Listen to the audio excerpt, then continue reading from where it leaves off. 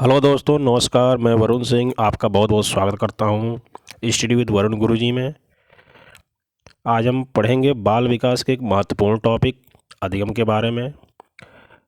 अधिगम बाल विकास का एक बहुत ही महत्वपूर्ण टॉपिक है, जिससे हर एग्ज़ाम में, हर शिक्षक भर्ती परीक्षा में लगभग 2 से 3 क्वेश्चन बनते रहते हैं। चाहे वो किसी भी स्टेट का टीईटी हो, चाहे शिक्षक भर्ती हो, अक्सर इस टॉपिक से क्वेश्चन देखने को मिलते रहते हैं।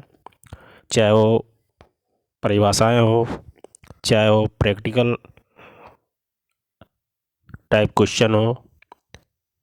ठीक है, तो आज हम पढ़ेंगे अधिगम के बारे में। अधिगम होता क्या है? What is learning? अधिगम माने लर्निंग। What is learning? सीखना। इसका अर्थ क्या होता है? सीखना। सीखना क्या है? सीखना किसे कहेंगे? जब आपके व्यवहार में परिवर्तन हो जाए, जब आप कुछ न कुछ नया सीखें। ठीक है, अधिगम क्या है? एक मानसिक प्रक्रिया है। क्या है?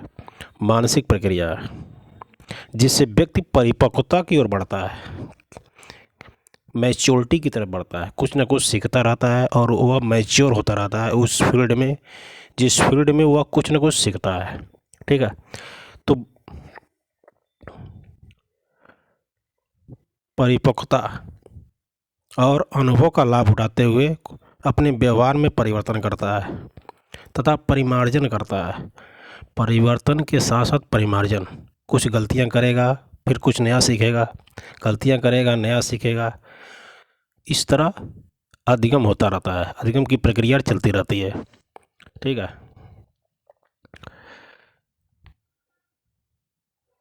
सभी तरह के व्यवहार में हुए परिवर्तन को हम सीखना नहीं कर सकते हैं। ठीक है, सभी तरह के व्यवहार में जब हुए परिवर्तन को सीखना नहीं कर सकते हम। जैसे फॉर एग्जाम्पल, यदि हम गुस्से में किसी को डांटते हैं तो उसको बुरा भला कहते हैं, तो आपके व्यवहार में परिवर्तन तो हुआ। आप गुस्सा होकर उसको डांटे, लेकिन क्या यह अधिगम है? बिल्कुल नहीं। आपको थकान होती है, थकान का असर आपकी परीक्षाओं में दिखता है। आप क्वेश्चन गलत करते हैं, छोड़ के आते हैं, तो क्या यह अधिगम है? अधिगम क्या है? एक अस्थायी परिवर्तन है। टेम्पोररी परिवर्तनों को और अस्थायी परिवर्तनों को हम अधिगम नहीं कहेंगे। जब तक अस्थायी परिवर्तन होगा तभी वो अधिगम कहा जाएगा। जैसे डर है, डर से आप किसी को सिखा नहीं सकते, ये भी अस्थायी है, कारक है। दवा खा लेने से आप कुछ नया नहीं सीखेंगे। सीख सकते हैं कि ये दवा खा लो, वो दवा खा लो, इससे आप कुछ नया नहीं सीख सकते हैं। यह एक अस्थायी प्रक्रिया हो जाएगी। ठीक है, अधिगम की प्रक्रिया में जो होता है, रुचि, इंटरेस्ट, प्रेरणा, मोटिवेशन, वातावरण, इन्वायरमेंट का बहुत बड़ा रोल होता है। ठीक है, जब तक आपके अंदर कुछ सीखने का इंटरेस्ट नहीं पैदा होगा, तब तक आप कुछ सीख नहीं सकते हैं। मोटिवेशन, जब तक आप मोटिवेटेड नहीं रहेंगे किसी चीज़ को सीखने के लिए, आपके अंदर उत्साह नहीं रहेगा, तो आप कुछ नहीं सीख सकते हैं। जैसे स्किनर महोदय ने कहा था कि motivation is the national highway for learning. Motivation is the highway of for learning. Motivation क्या है? सीखने का राजमार्ग है, राजपथ है।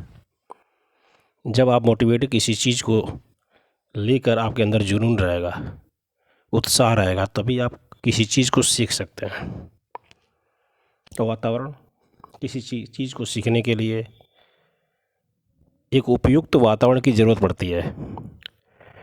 जैसे आप स्कूल जाते हैं, आप स्कूल के कमरे में किसी बेंच डेस्क पर बैठते हैं, ब्लैक बोर्ड है, पंखा है, लाइट है, तो ये सब क्या देते हैं? आपको एक उपयुक्त वातावरण देते हैं सीखने के लिए।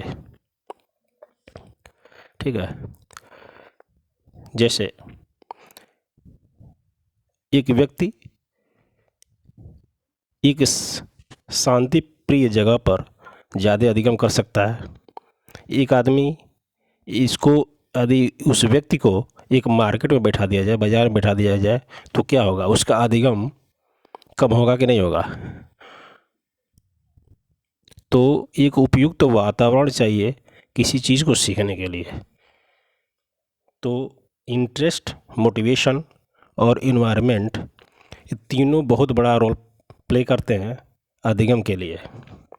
ठीक है, ठीक है। अब हम पढ़ेंगे कुछ महत्वपूर्ण परिभाषाओं को। वैसे तो परिभाषाएं बहुत हैं, लेकिन कुछ महत्वपूर्ण एग्जाम ओरिएंटेड परिभाषाएं यहाँ दिए गए हैं।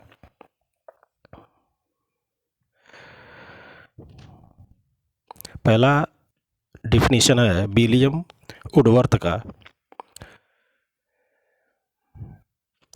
सीखना विकास की प्रक्रिया है। क्या है? सीखना विकास की प्रक्रिया है। एक नेक्स्ट डिफिनीशन है, किसी भी ऐसी क्रिया को जो व्यक्ति के विकास में सहायक होती है उसे सीखने की संज्ञा दी जाती है। व्यक्ति के विकास में सहायक होती है उसे सीखने की संज्ञा दी जाती है। ठीक है। ऐसी क्रिया प्रतिक्रिया, ये जब दोनों वर्ड आ जाए, क्रिया, प्रतिक्रिया, प्रक्रिया, ये वुडवर्थ का बहुत ही लगभग मैक्सिमम डिफिनीशनों में क्रिया, प्रक्रिया, ये सब शब्द मिलते हैं। ठीक है। तो इनका डिफिनीशन है गेट्स का क्या डिफिनीशन है? अनुभव के द्वारा व्यवहार में परिवर्तन अधिगम कहलाता है। अनुभव के द्वारा व्यवहार में परिवर्तन, अनुभव, जब आपको किसी फील्ड का अनुभव होगा तभी व्यवहार में परिवर्तन होगा, चेंज इन बिहेवियर। जैसे साइकिल सीखना है, आपको साइकिल सीखेंगे, पहले तो तुरंत सीखना नहीं आ जाएगा, पहले आप गिरेंगे, कितनी बार गिरेंगे, फिर धीरे धीरे चलना सीखेंगे, तो धीरे धीरे साइकिल चलाने का आपको अनुभव प्राप्त होगा। जब अनुभव प्राप्त हो जाएगा तो आप उस साइकिल चलाना सीख जाएंगे। तो गेट्स महोदय क्या कहते हैं कि अनुभव के द्वारा व्यवहार में परिवर्तन अधिगम कहलाता है। स्किनर क्या कहते हैं? व्यवहार में उत्तरोत्तर अनुकूलन, व्यवहार में उत्तरोत्तर अनुकूलन या क्रमिक सामंजस्य की प्रक्रिया ही अधिगम है। क्रमिक सामंजस्य की प्रक्रिया ही अधिगम है। क्रो एंड क्रो क्या कहते हैं? अधिगम आदतों, ज्ञान, अभिवृत्तियों का अर्जन है। अधिगम आदतों, ज्ञान एवं अभिवृत्तियों का अर्जन है। ठीक है। गिलफोर्ड महोदय, पूर्व निर्मित व्यवहार या व्यवहार के कारण व्यवहार में परिवर्तन ही अधिगम है। व्यवहार के कारण ही व्यवहार में परिवर्तन ही अधिगम है। ठीक है। नेक्स्ट, किंग्सले और गैरी के अनुसार अभ्यास के फलस्वरूप नवीन तरीके से व्यवहार में परिवर्तन लाने की प्रक्रिया ही अधिगम है। अभ्यास के फलस्वरूप नए तरीके से व्यवहार में परिवर्तन लाने की प्रक्रिया ही अधिगम है। ठीक है, ये डिफिनेशन है किंग्सले और गैरी का। अब हम पढ़ते हैं अधिगम की विशेषताएं। अधिगम की क्या क्या विशेषताएं होती हैं तो उसके बारे में पढ़ेंगे। पहला क्या है, अधिगम सार्वभौमिक है। Learning is the universal. ठीक है, अधिगम सार्वभौमिक है। नेक्स्ट, अधिगम उद्देश्यपूर्ण है, गोल ओरिएंटेड। आप किसी न किसी फील्ड में किसी लक्ष्य को प्राप्त करने के लिए अधिगम करते हैं, सीखते हैं। अधिगम जीवन पर्यंत चलती है। अधिगम हर एज में, जन्म से लेकर मृत्यु तक यह प्रक्रिया चलती रहती है। अधिगम अनुभवों का संगठन है। अधिगम क्या है, अनुभवों का संगठन है। अधिगम समायोजन की एक प्रक्रिया है। अधिगम समायोजन की एक प्रक्रिया है।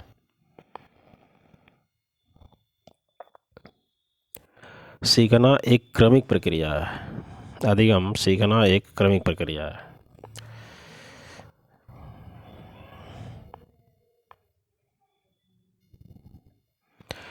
अब हम देखते हैं अधिगम को प्रभावित करने वाले कारक।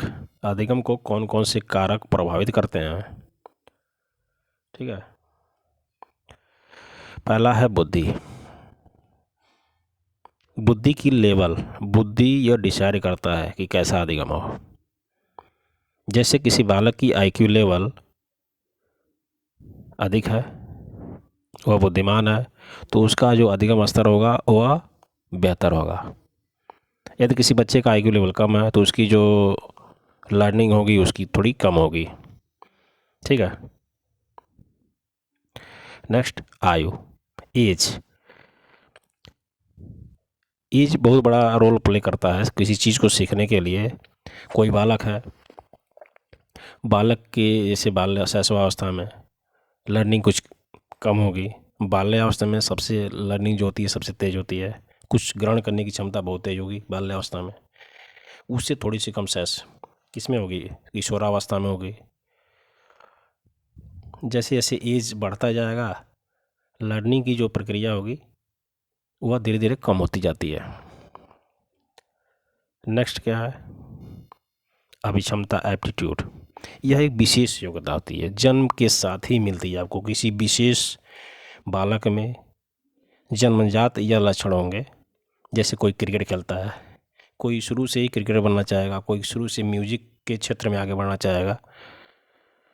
ठीक है, नेक्स्ट, एटीट्यूड, अभिवृत्ति। इसमें आप आसपास के माहौल से सीखते हैं। अभिवृत्ति, एटीट्यूड, नज़रिया आपका किसी चीज़ को देख के बदलता है। आप तर्क वितर्क करते हैं किसी चीज़ को लेके, उससे सीखते हैं। ठीक है, नेक्स्ट है इंटरेस्ट, रुचि।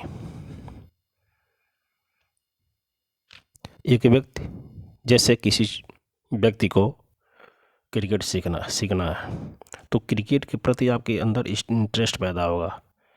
बॉल कैसा होता है, बैट कैसा होता है, स्टैम्प कैसा होता है, फील्ड कैसा होता है, कितने प्लेयर होते हैं।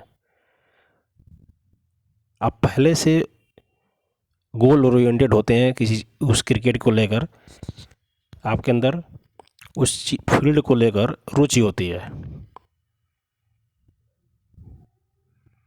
तो आप ज़्यादा उस फील्ड जैसे किसी क्षेत्र के प्रति आप ज़्यादा आपके अंदर इंटरेस्ट है तो आप उस चीज़ को ज़्यादा बेहतर एक्सेप्ट करते हैं, ग्रहण करते हैं। यदि कोई इंटरेस्ट नहीं होगा तो आप नहीं सीख पाएंगे। नेक्स्ट क्या है, अभ्यास। करत करत अभ्यास से जड़मति होत सुजान, रसरी यावत जात ते सिर पर पड़त निशान। जब तक आप अभ्यास नहीं करेंगे तब तक आप नहीं सीख सकते। सीखेंगे फिर भूल जाएंगे। जितनी बेहतर आपकी अभ्यास करने की क्षमता होगी, एक्सरसाइज आप जितना ज़्यादा करेंगे उतना ही बेहतर लर्नर बनेंगे आप। नेक्स्ट संप्रेषण। संप्रेषण दैट इज़ कम्युनिकेशन। किसी क्लास में बच्चा बैठा है या टीचर के बताए गए किसी भी कॉन्सेप्ट को यदि उस कम्युनिकेशन सही नहीं है, बेहतर कम्युनिकेशन संप्रेषण नहीं बन पा रहा है, तो वो नहीं सीख सकता है। बेहतर कम्युनिकेशन बनेगा तो ज़्यादा सीखेगा। तो कम्युनिकेशन बनने और न बनने पर क्रिया या जो अधिगम की प्रक्रिया होती है वो प्रभावित होती है। ठीक है, तो ये रहा अधिगम से संबंधित कुछ महत्वपूर्ण तथ्य और परिभाषाएं। नेक्स्ट चैप्टर में हम लोग पढ़ेंगे अधिगम से कुछ संबंधित सिद्धांत। ठीक है, तो चैनल को आप लोग अभी तक जब सब्सक्राइब नहीं किए तो सब्सक्राइब कर लीजिए, बेल आइकन को दबाइए, तो अधिक से अधिक शेयर कीजिए, लाइक कीजिए। ठीक है, ओके, नमस्कार मित्रों।